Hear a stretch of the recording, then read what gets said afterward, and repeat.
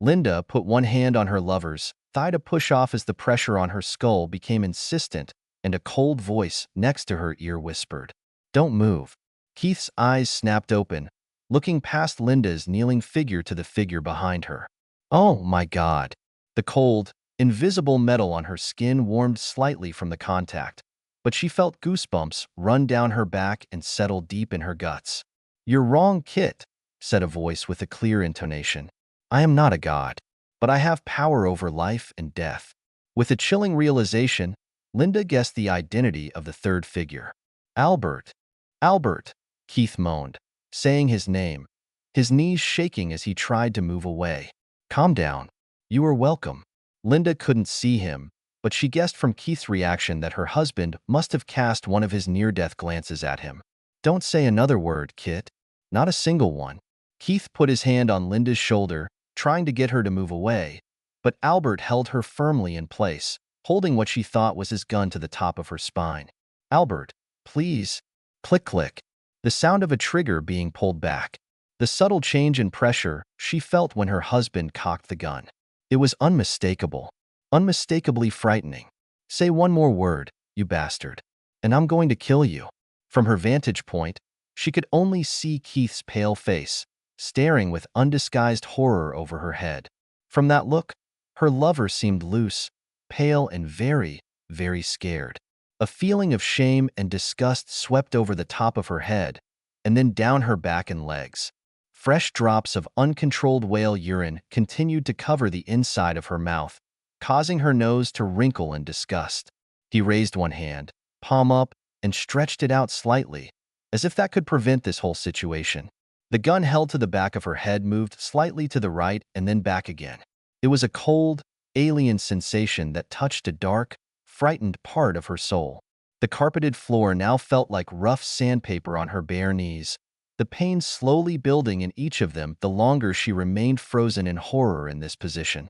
"I was expecting something more than that," her husband said when Linda's mumbling finally ended. "Something gentle or romantic. Something that would give it some context." Linda couldn't answer for a number of reasons, and from what she could see on Keith's still scared face, he wasn't going to risk saying anything. "Instead, I see this. Cheap and tasteless. I see mine. My wife."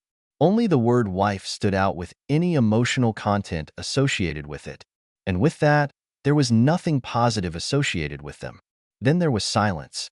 It lasted for 3 or 4 dozen of her frantic heartbeats before she heard her husband sigh dejectedly. "You know what, Linda? I thought. I was hoping. I was stunned and still looking for answers. I had a very strong suspicion of what I was going to find here, and I tried my best to figure it out, knowing that it would hurt me, change me, destroy me. I used to want to know why. I really wanted this. There was a time when it was important for me to figure out what was going on in your head, which would even vaguely indicate that it was a good idea." He coughed, clearing his throat. "But in the scheme of things, it doesn't matter. Not a bit. Not a single damn piece." "Albert," Keith began, his voice thin and shrill, her husband's name sounding more like a breath than a real word. The sensation of the gun barrel touching her flesh disappeared, quickly followed by a cacophonous explosion near her right ear. Linda watched in horror as the whale collapsed backwards. A second deafening crash followed. With the terrible ringing in my ears, it seemed only half as loud, but no less devastating. Keith collapsed senseless against the far wall, the light in his eyes dimming as he fell to his side. His chest and head hit the oak table before bouncing off almost comically. Linda could only watch as he collapsed to the floor in a spreading crimson puddle, matching the spots that now marred the pale yellow paint. "Stupid bastard," Albert's voice hissed. "Did I warn you not to talk? Buddy? Isn't that right?"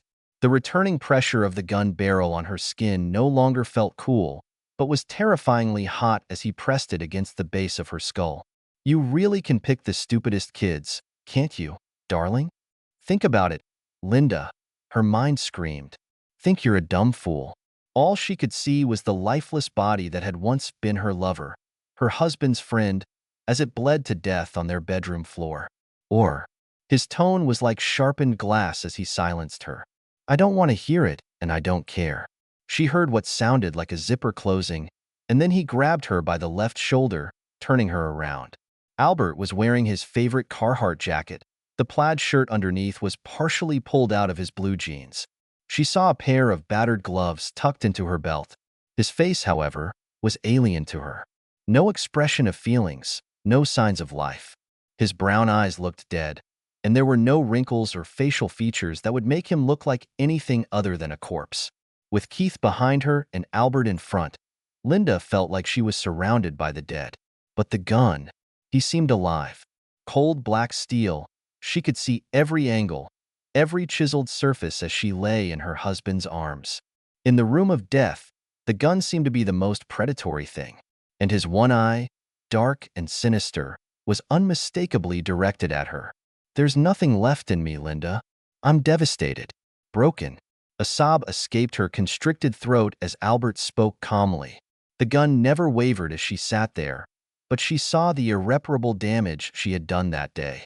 "I can't understand it, and I know I'll never understand it.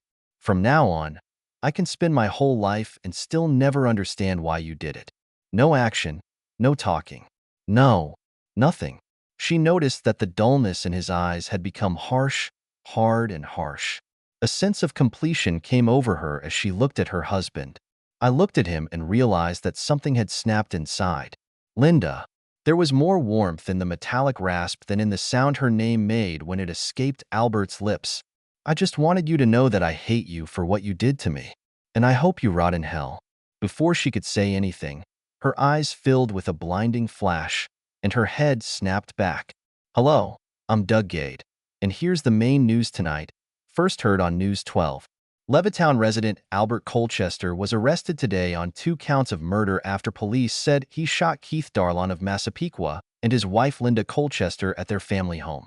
Authorities from the Nassau Crime Department were alerted to this by numerous neighbors who reported loud arguments, followed by gunshots. Nothing is known about the motive yet, but unnamed sources report that infidelity may have been a mitigating factor. Colchester is currently being held without bail.